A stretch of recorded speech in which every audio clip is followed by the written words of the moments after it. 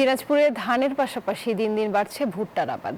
আবহাওয়া অনুকূলে থাকলে ভালো ফলনের আশা কৃষকের। এ বিষয়ে আরো জানাতে যুক্ত হচ্ছেন সহকর্মী ফখরুল হাসান পলাশ। পলাশ, জেলায় ভুট্টার আবাদ কেমন হয়েছে এবার জানাবেন।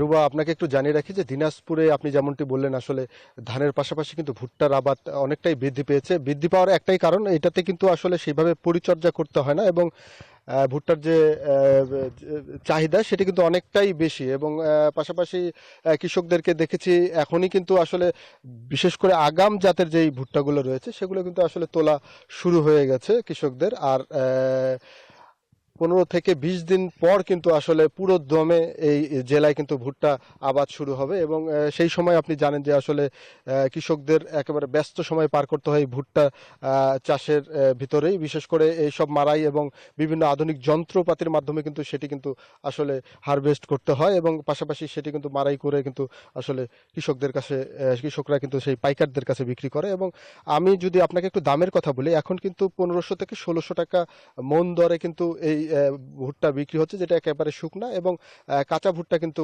1200 টাকা পর্যন্ত আমরা জানি যে বিক্রি হচ্ছে, কৃষকরা এমনটাই বলেছেন। এবং দিনাজপুরের যদি আপনাকে একটা পরিসংখ্যান দিই, দিনাজপুরে গোটা 13টি উপজেলায় কিন্তু 74,000 হেক্টর জমিতে কিন্তু এই ভুট্টার আবাদ হয়েছে এবং আবহাওয়া যদি ভালো থাকে কৃষকরা বলছেন যে তারা ভালো ভুট্টা কিন্তু ঘরে তুলতে পারবেন। তো দিনাজপুর থেকে এই ছিল ভুট্টা নিয়ে আমার কাছে সর্বশেষ। ফিরে যাচ্ছি আপনার কাছে, রুবা। পলাশ, আপনাকে ধন্যবাদ।